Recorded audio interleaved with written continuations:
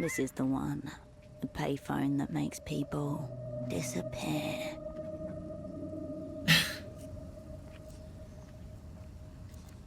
Listen. The receiver emits a hollow whisper in your ear. Oh shit. I'm not ready yet. Let's leave. You hang up the phone, undisappeared. Chickened out.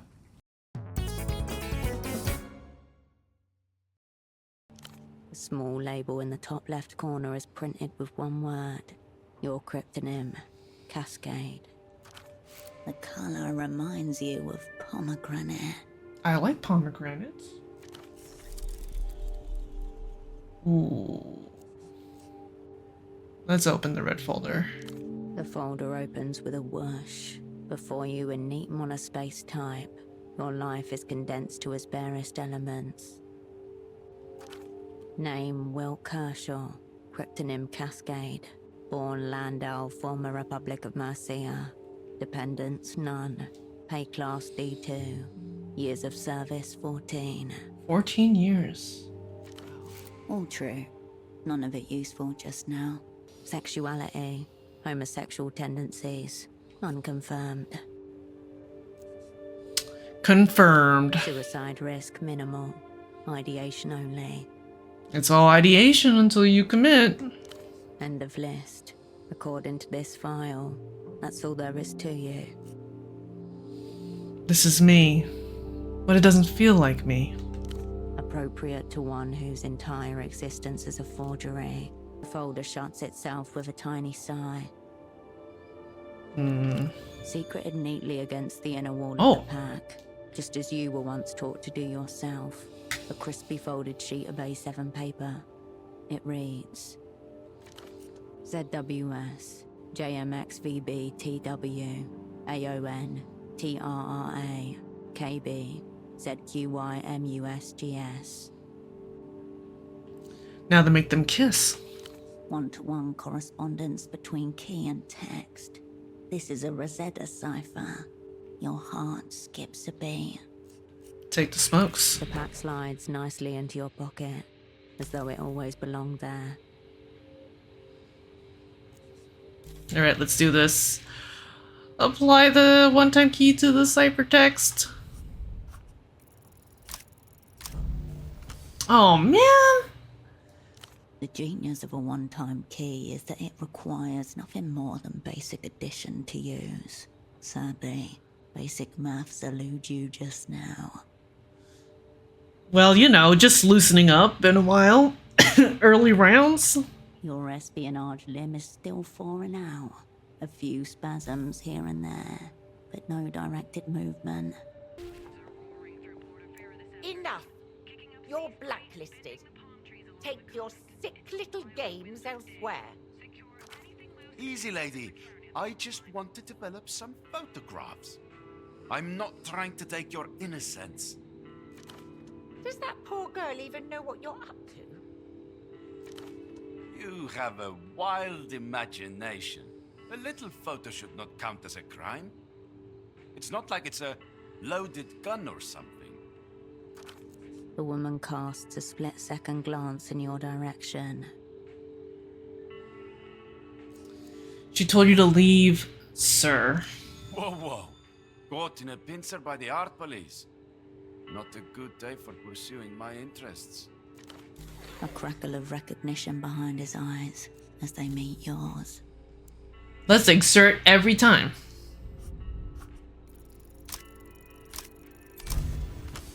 Okay, nice. Found. The passing figure in the background of an old memory with an earlier iteration of that same face. Thinner, less time-worn. The coat is a recent addition. Which memory? Impossible to say for certain. The box is labeled Portofiro 88 to 91. Is he friend or foe? If you don't know, then you know. What? She's probably another victim of your so-called street art.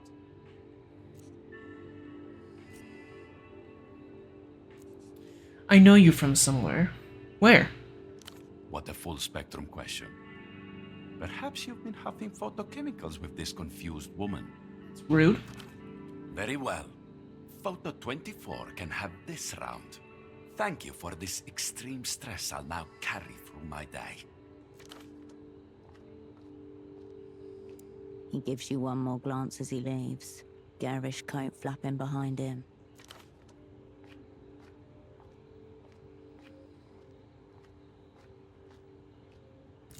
Speaking of, where is your double?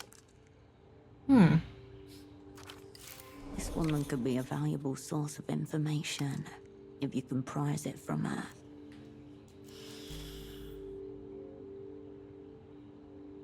Seafish bat. Hello, welcome. This lady seems nice enough. I would really like to know more information, so... Alright, let's try. Okay. Basic social engineering. First, take the target into your confidence. Okay, so we lowered anxiety a little bit. We'll take those. Special asset. It's time you learned of our meta task. Her look is wary, but intrigued. 2, turn an admirable quality into a vulnerability. Okay. Pseudopod is up for the People's Service Medal.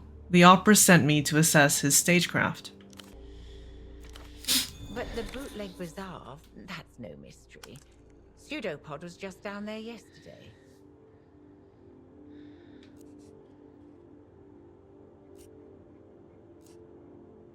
How do I get to this bazaar? You can practically see it from the front door. Due south, in the ruins of the old silk factory. Head west from the roundabout. What do you mean? Something's wrong with him. He's completely non-responsive. My God, you're saying he's... I can't say. He was like that when I found him. Oh. Oh, God. What do we do, Operant? First off, when did you last see him? It was yesterday, when he returned for the evening. He looked stressed, like he was shouldering a great burden. What sort of burden? It must have been the assignment, I'm sure. You mean he looked depressed? No, not depressed. This isn't getting anywhere. Pseudopod was a very good teacher. He said it would fall on me to see after any operants who are incapacitated in theatre. I wonder, did he ever suspect he was talking about himself? Does anyone else have access upstairs? Absolutely not. Nobody's been upstairs except yourself and Pseudopod. Alright, forget it then. Oh dear, I could use a rag. I found this in the stereo upstairs. I've never seen this before. What's on it? Meaning Pseudopod must have brought it here. Excuse me. Can you take a look at this? The young woman turns from a store of party wigs and beaded necklaces to thrust a photograph under your nose. A hood a burrow, she the mouse within. Let's look at the photograph. The photograph shows a robust man well into his 60s. He is unremarkable save his eyes, which are magnified to comedic proportions by the thick lens spectacles in front of him. Have you seen him before? No. You're sure? Thanks for taking a look. Wanna buy some costume accessories? My name's Malène if you need anything. Frantic but resigned, exhausted by herself. That photograph, who was that man? Mi viejo, my dad. He's been missing a few days.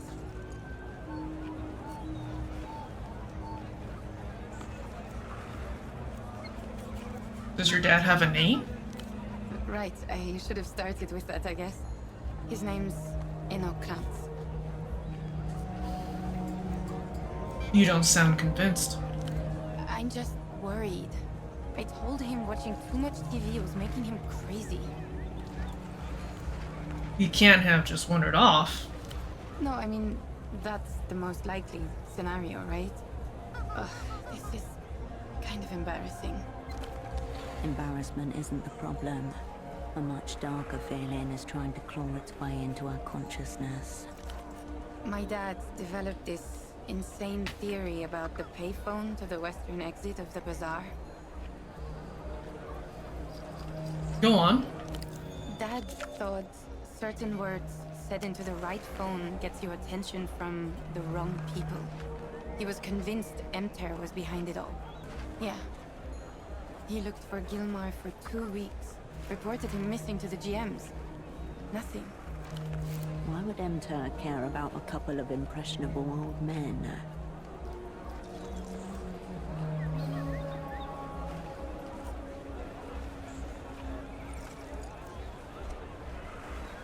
What are the words he thought set it off? They seem pretty random. Cousins, moon, reunion. That's what Gilmar said to him on the phone before it cut off? I guess. When he tried to tell me, I wasn't really paying attention to him. He had those written down on a pad in his bedroom. He told me not to say them if I used the phone. It all sounded so silly. So you're saying Emter got Gilmar, and then they got your dad? A couple days ago, he stopped by the stall to bring me lunch. And then he said he was going to make a call. I wasn't nervous at first. I figured there was no risk of anything actually happening. And then he didn't come home. Washing out the container that carried homemade rice and beans. Glancing out the window above the sink as the sun goes down. Go ahead. Browse away. My name's Petre. If you need anything, I'll be here. Lamenting what's left of the culture. I found a strange disc. Strange how? Format or content? You tell me.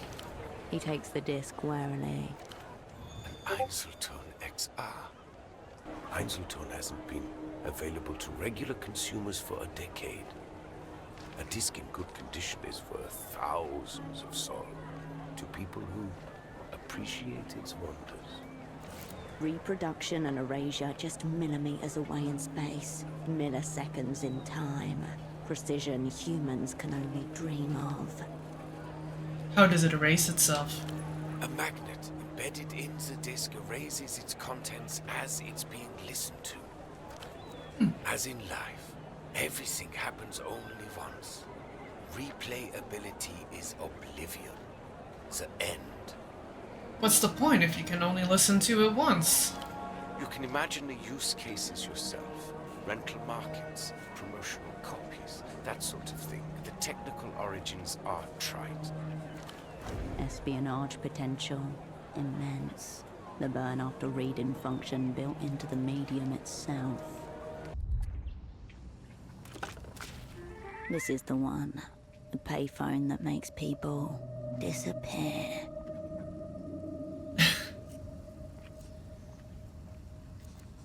Listen.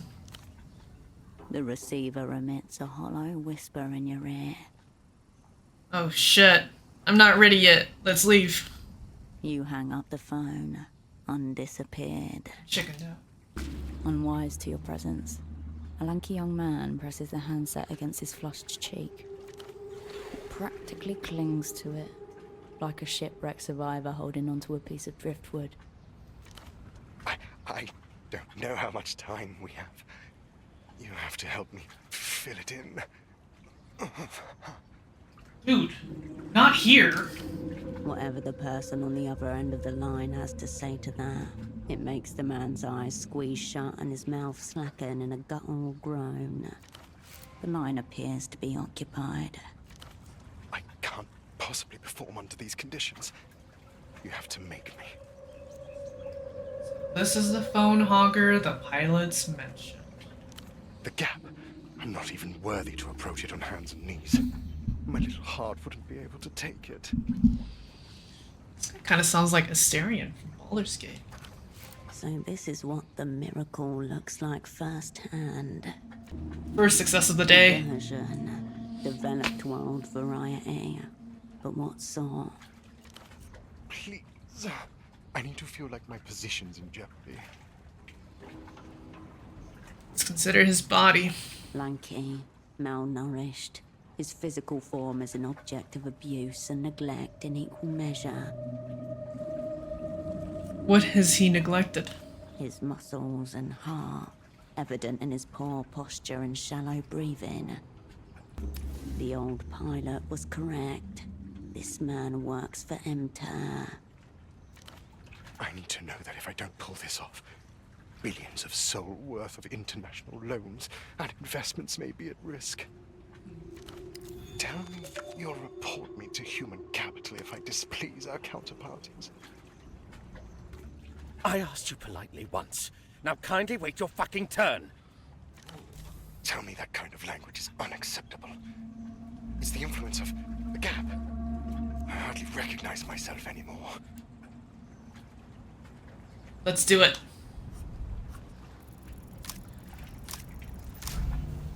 Oh my god. No, not her. More. Oh my god. I was so close. Oh man. Help! I need to use that phone. Oh, you'd like to make a call? Good for you. Learn some fucking manners.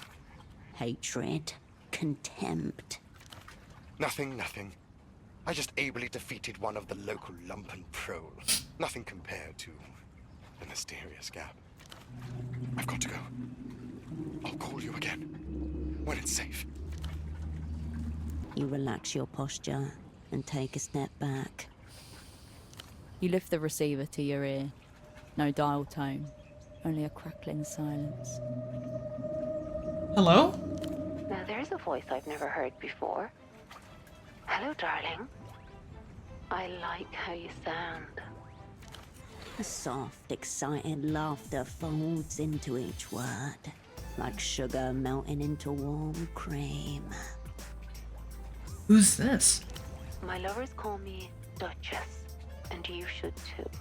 This is the miracle line. I'm glad you called.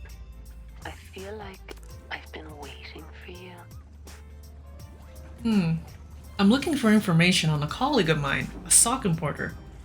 Did he call you? A sock importer? I feel ridiculous asking now. Is he a friend of yours? An enemy? Do you want to hear about him fucking me? Do you want to hear about how he kept his socks on the whole time? The mental image is not great, but your card was in his pocket. That's why I'm calling. My card? Like a business card? I don't have those, darling. Maybe one of my lovers printed it for fun. This isn't roleplay. He's in bad shape. I can't discuss my other lovers, baby. Please don't be disappointed with me. Who are you? I told you. I'm Duchess.